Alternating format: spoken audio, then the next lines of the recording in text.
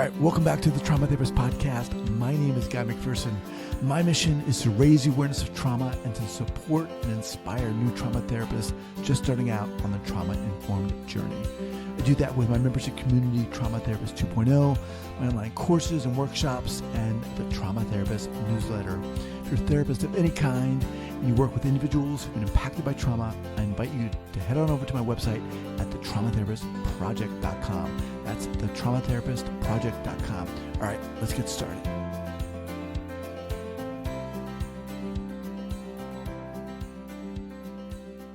Five, four, three, two, and one.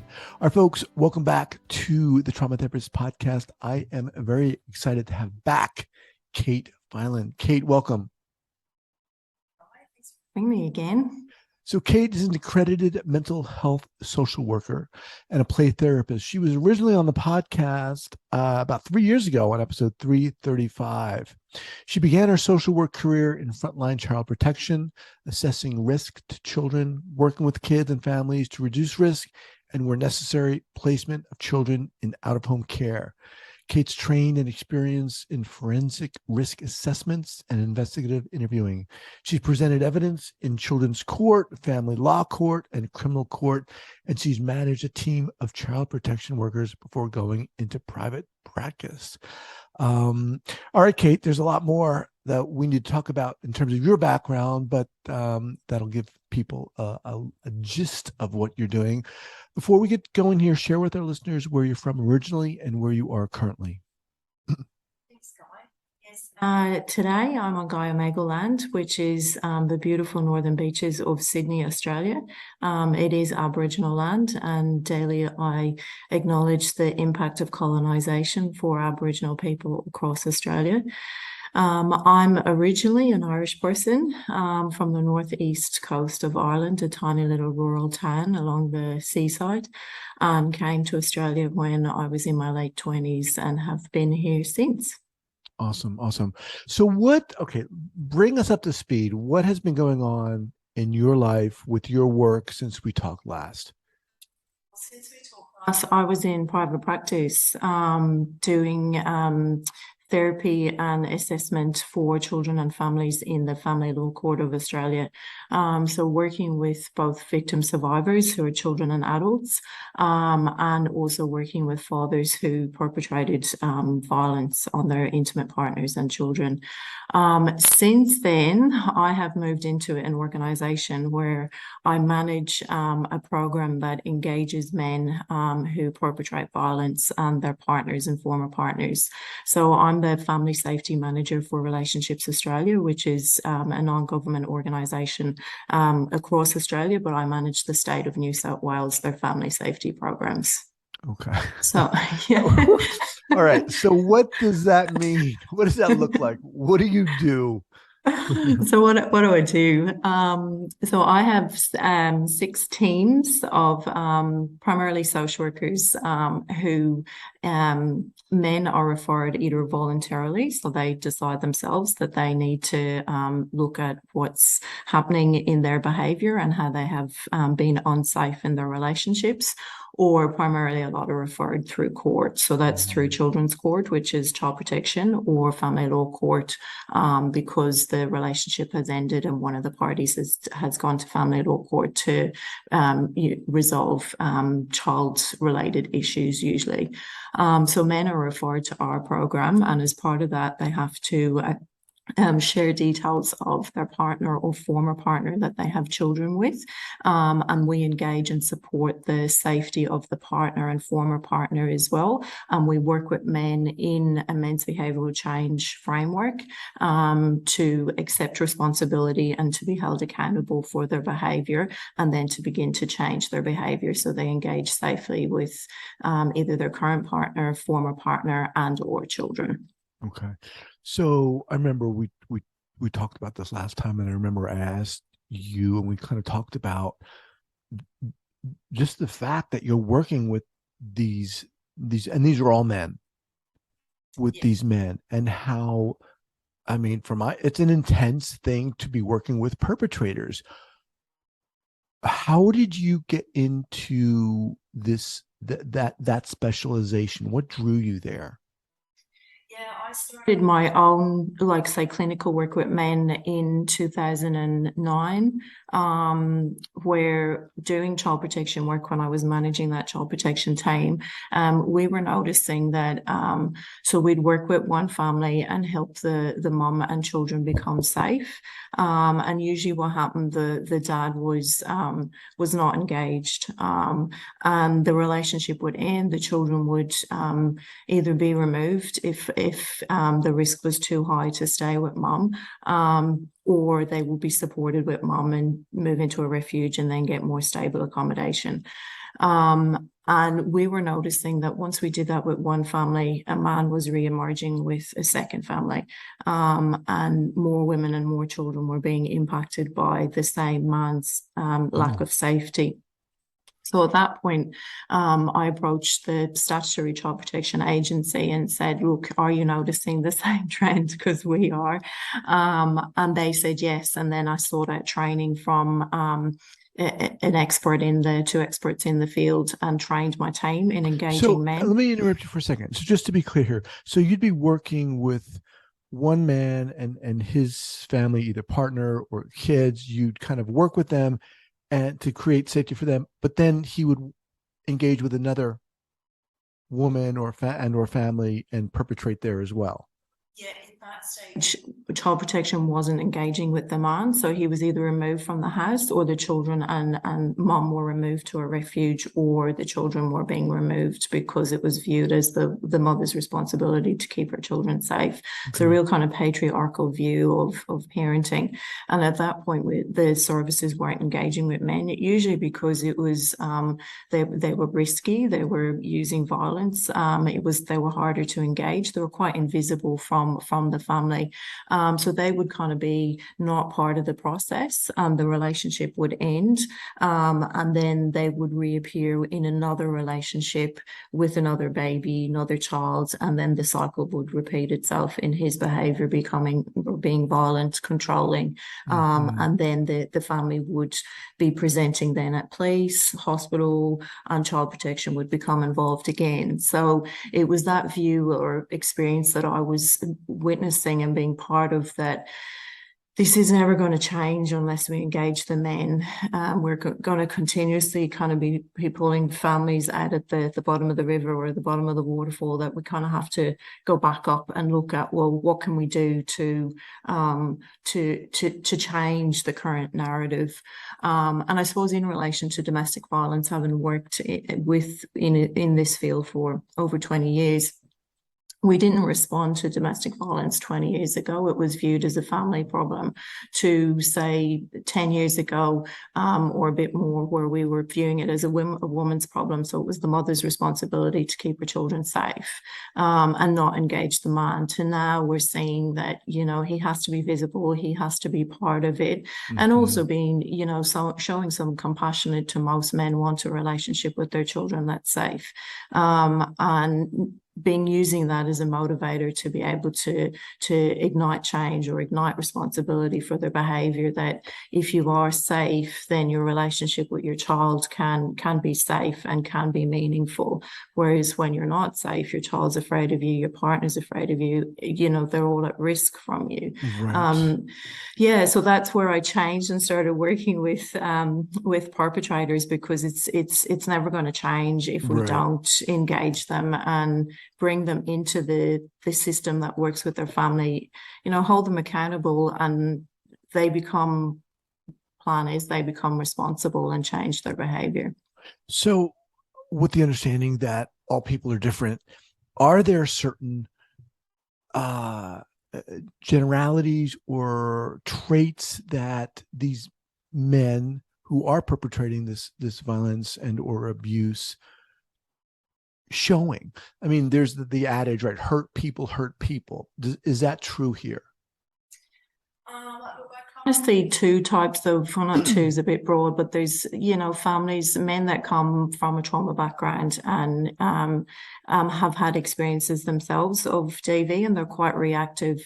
But what really feeds perpetration of domestic violence is belief systems. One of those is entitlement, and patriarchy and gender roles and how men are socialized.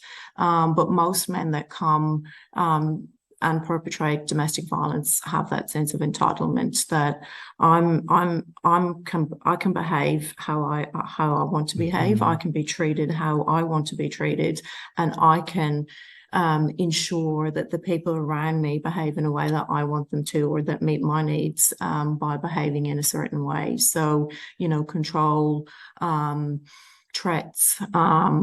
So in sense of entitlement, so you're saying that the majority or have the majority been abused themselves or been so interesting. Okay. Yes. Have the majority experienced trauma? It depends on certain socioeconomic locations. Definitely the majority coming through would come from, families where there has been domestic violence themselves growing up. Whereas in other locations, say more affluent areas, there isn't a sense of, there's definitely kind of patriarchy, and, the man is the head of the house, and this is the way a man is okay to behave. But not all. I think it would be unfair to say for men who have grown up in trauma, not all of them go on and perpetrate domestic violence, and being mindful and respectful to victim survivors, male victim survivors themselves, that that don't do it. That it isn't all men that experience trauma. But you're saying the majority do have the sense of entitlement. And that's interesting, because entitlement is one thing, but manifesting it or expressing it in this way, I guess the question is why? Right? Entitlement can mean, well, I want that car, I'm going to go take that car. Or so help us understand the process here, the what's going on. What's going on? So in terms of the men that we would work with, so patriarchy as well is a view, so how women are viewed in the world, and how they're viewed in the world of the man that perpetrates domestic violence as well, and gender roles that come into play. Male socialization as well is, I think, how we parent our boys is a huge impact in how gender roles play out, how they process beliefs and attitudes. And then where entitlement comes in. I think religion has a place as well. What does? Religion too can add to it. Having come from a very Catholic background myself, I can speak on that. And looking at where men are placed in the priest is the hierarchy of the community. What he says goes is kind of this just an example of how male role models play out, and men are perceived as, I suppose, being more important than women, so therefore their needs are met, and women are in a place to meet those needs, and particularly in a relationship as well. Now, often, and correct me if I'm wrong, when the topic of domestic violence against women occurs, there's this idea that it isn't really about sex; it's about power or control. Does this come into play here as well? Yeah, absolutely. Power and control is one of the key components of domestic violence, and non-incident domestic violence is becoming more accepted, that lots of men engage in domestic violent behaviour aren't actually physically violent. So it's around power and control. And a lot of, like New South Wales at the moment, the state that I'm in, is looking at legalising coercive control. I know Scotland and Ireland have done it. Legalizing? Yeah, coercive control. Yeah. What do you mean legalizing coercive control? That sounds awful. Well, there is a lot of debate about how helpful it will be. So coercive control looks at a pattern of behaviour, a pattern of control. So say how, and it's used to ultimately manage and control your target, your partner's behaviour, in order to to make sure that everything they do is controlled by you. So tech abuse, stalking, your time is controlled, when you're allowed out of the house, who you're allowed to see, what you can do at home. I worked with a victim survivor who, if there was bubbles left on the kitchen floor when she cleaned it, that would result in a verbal onslaught of, name calling. Right. So you're saying certain areas are legalizing this?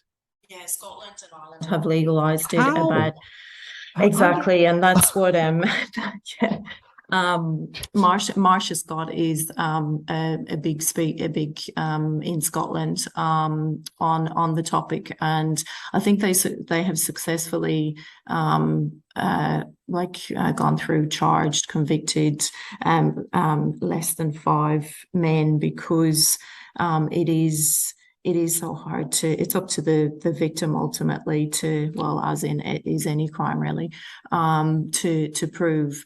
And it will be placed up to the police to make this decision. And at the end of the day, the police, they're not trained in coercive control. They're trained in, a physical evidence kind of gathering basis. There's also, a lot of, like, the place is quite a patriarchal setup as well. So concerns around how this will be placed and how this will be used as a piece of legislation, but by perpetrators as well towards their victims, as another form of control and abuse. So yeah, it's I think in terms of acknowledging coercive control, it's a good understanding to move away from incidences and look at patterns of behavior. So looking at, that it isn't the traditional black eye, that it's looking at, financial control, emotional abuse, sexual abuse. I didn't hit her. Yeah. Well, nothing happened. I didn't hit her. Right. Yeah. But that, your partner and children aren't allowed outside the house after 4 p.m, or they're not allowed to go to after school activities because she might meet a dad and you might think that, who's she talking to, that kind of impact for women and children. Oh, man. What is your experience with the success rate with the work you're doing? Define success. Right, quote unquote success. How do you find success? How do you define success? How let me step back. How do you work with these individuals, these units, the perpetrators and the family? Yeah, how do we work with them? So and I have to say that primarily my workforce is female. So it is, there's, first step is being safe for my practitioners. So, looking at how safe workers are in engaging men.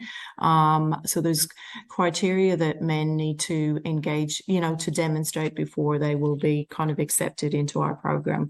And the first point of that is, in a clinical intake, being able to kind of name an aspect of their behaviour that is not safe, and that they, you know, kind of want to engage in. Because a lot will ring up and say, I have to do this for court. It's a court order.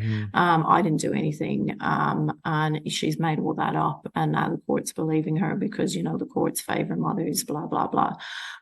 So at that point, we'd spend some time with them doing a clinical intake to see whether there's any shift. And if there isn't, well, then it would be saying to him, you're not sitting in a place where you're able to start this work, and this is a choice that you have made, because domestic violence is a choice, and engaging in that behaviour and control is a choice. These men don't lose it at their colleagues in work, or, you know, they make a choice to do it in their home towards their partners and children. And at that point, if he's able to say, yes, look, I wasn't safe, and you might get one incident where, you know, he's able to name that, yes, this happened, and then they'll be accepted into our program for assessment. And as part of that assessment, we get contact details for partners, because often their sense of safety is a really good evaluation of, you know, what he's telling us, and what's really happening at in the home. A lot of men will come with ADVOs, which is apprehended domestic violence orders. So they're orders that are in place to protect usually the mum and children, and they can have a range of, you know, no contact at all to, you know, allowed telephone contact, or the most minimum one is, you know, you can still be in the same home, but you're not allowed to harass, intimidate, threaten. There's a list of behaviours on it. So once they come into assessment, we start working with them around, you know, what are their motivators? So what is it they think they need to work on? And then in terms of starting to evaluate, you know, what are their values, what are their beliefs, what are their attitudes that have led to this behaviour or sit under this behaviour that gives them what they view as the right to, you know, engage in control and abuse towards their partners and children. A huge shift is recognising, and this in the programs that I manage has been a change in the last while since I've taken over, is recognising children as victim survivors in their own right. A lot of the research has looked at children being, you know, witnesses or present when it's happening, whereas when we sit with children, they have been victims. They often of coercive control. So, you know, working with a child who's told me that when she's on contact with her mom, and if she with her dad, and if she meets her mom in the supermarket, she's not allowed to speak to her mom because it's time with dad, and if she does, that will result in punishment for her. So that's an example of a child being coercively controlled.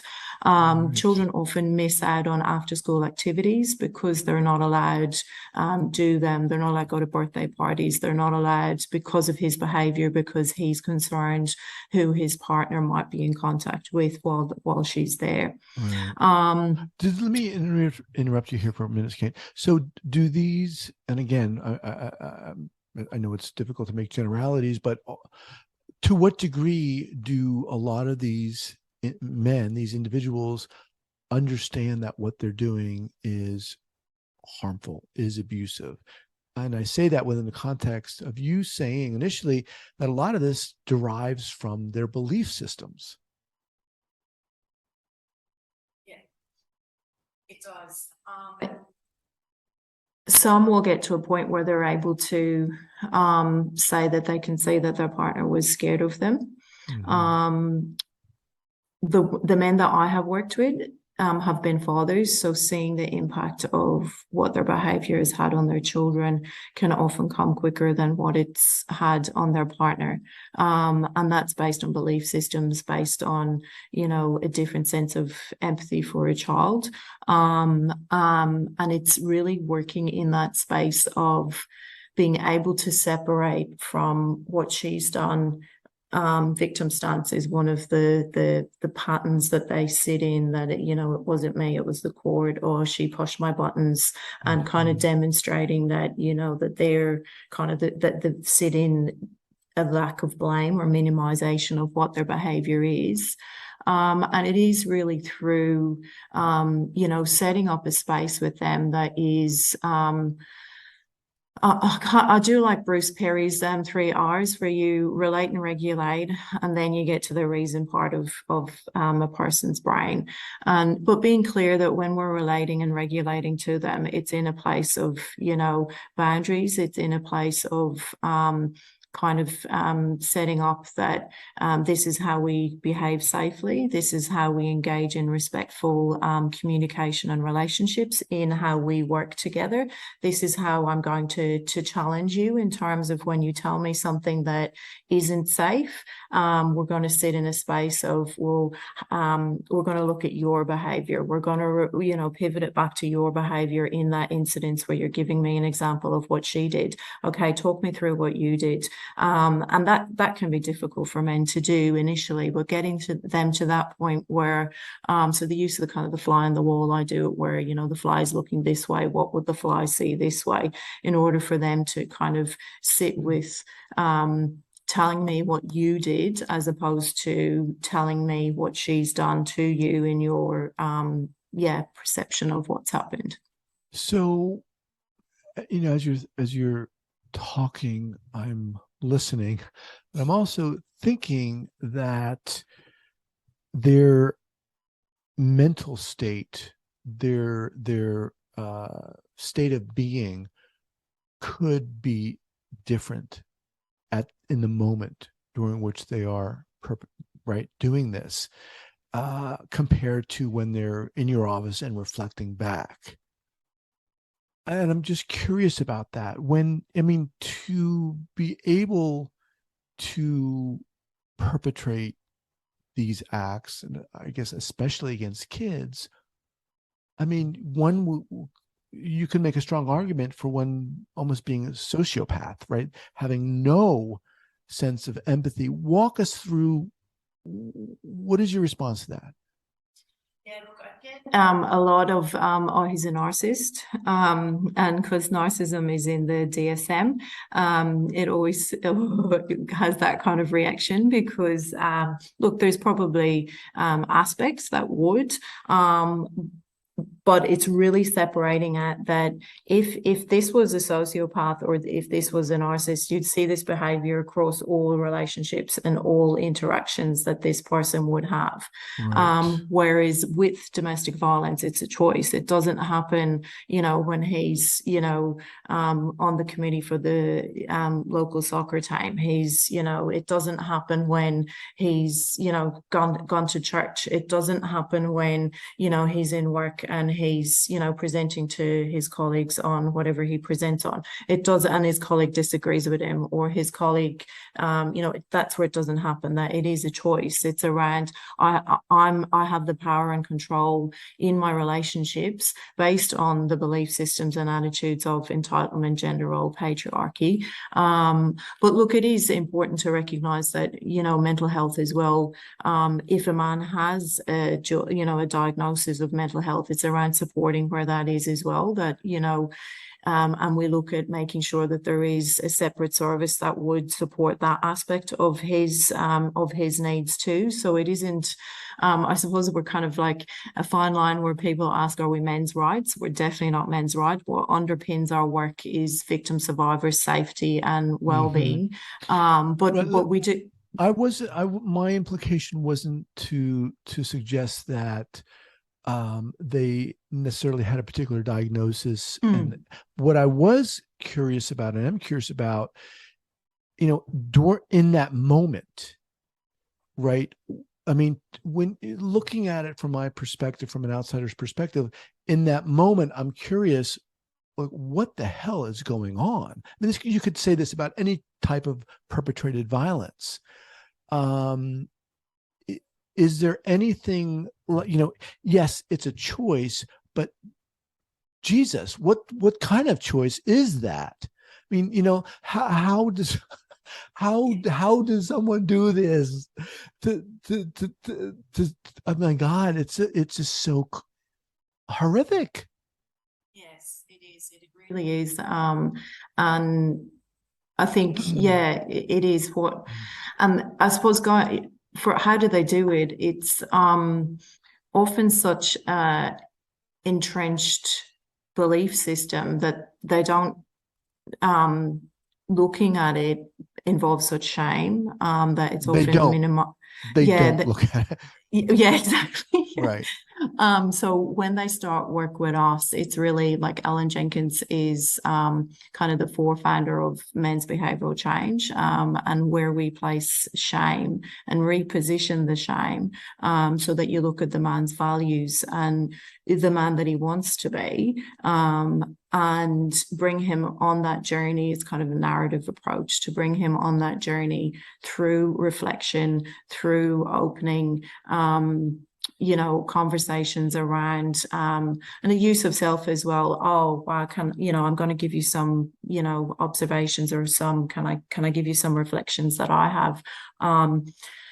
I've just experienced that moment as quite intimidating. Your behavior was, and then you can name it. What was that like for you hearing that from me? Has anyone given you that feedback before? What's happening in your system for you now as you hear that? Okay, so if we were to have this conversation again, how do you think you could, be hearing that I experienced that as intimidation? So it's kind of use of self in that moment, that you have a space with a man where, he is able to kind of sit in some of that shame, because if we can reposition that shame, then that's what aspects of success look like when we started down there. What does success look like? And being really realistic that sometimes visibility is success. So sometimes having a man in a service, while we work with the place, with the victim survivor and the children, to build safety, Right. and allow her have the support to ignite her safety plan that she was planning to leave, but just didn't have a service around him. Because often when he's visible in our service, there's information and knowledge that, because no other service works with both partners at the same time, so nobody holds both narratives of, okay, he's telling us this, but this is really what's happening from the family's perspective, or he's not telling us this, so this is creating more risk. So then we can work really closely with the support services to kind of look at, well, this is what our risk assessment is, and either we need to kind of respond more from breaching his AVO, or we need to look at what sort of support service can we put in for the family in order to help them ignite a safety plan. Women are really good at keeping themselves and their children safe, but it's not their responsibility. It's his behavior. Let me ask you this as we kind of wind down here. What is, first of all, I mean, I just admire the work you're doing, and my God, I mean, it's incredible. It is incredible. What is this like for you to do this work? Because this is not run of the mill work. This is very intense. I think it is. What is this like for you to do this? Yeah, as a female doing it, now I manage teams of amazing other females that do it, and support and coach and supervise and support their practice, manage a lot of risk. As females doing this work, it can feel like it is a lot of responsibility, because we're working to change men's behavior, and there's less men visible in doing the work, if that makes sense. Right. So women are still carrying the burden of men's lack of safety. Having said that, I think my experience as a female really allows this work, really creates a space for men to to to take the opportunity of that choice to be able to change. I think for men, because men come with their own male workers in this work come with their own gender, male privilege, their own patriarchy, and when they sit with another man, it's a kind of oh, you get it, mate, you know what she's like. So it's kind of a space to be able to sit without colluding with them, is because we want to collaborate, we don't want to collude with men who perpetrate violence, and they're really good at getting you to collude with them, whereas as a female there's less of a perception from a perpetrator that you are going to kind of collude with them, because you're a female and you're on her side, so to speak. So it's it is I moved into management because of knowing that what I needed for my journey and my wanting to still work in this field, but knowing that I was getting to a point that hearing men just their justification, or hearing another victim survivor story, wasn't going to kind of support what I needed in terms of my career, and being able to use the skill and experience that I had to kind of build kind of a bigger workforce that engaged in this work, because it's really draining work. Yeah, man, I can imagine. Kate, what's the best way for people to reach you? Probably LinkedIn, I'd say is easy. Kate Fylan on LinkedIn is good. Okay. Okay. Look, I want to thank you so much for coming back here. You are welcome back. Again, appreciate the work you're doing. To me, it takes a lot of courage what you're doing, and it's inspiring. I'm glad you are out there doing this work. Thank you. We need way more funding if you're able to do it. That I don't know if I can, but I can help you and try to help you. I'll definitely try to do that. But again, love talking to you. Thank you so much for being here. Thanks, guys. Been awesome. All right. Bye-bye. Take care.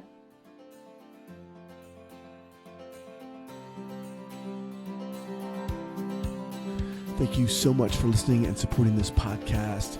And if you'd like to join the hundreds of other therapists who are each month keeping up to date and informed and inspired about what's going on in the world of trauma, I'd love to invite you to head on over to the Trauma Therapist newsletter.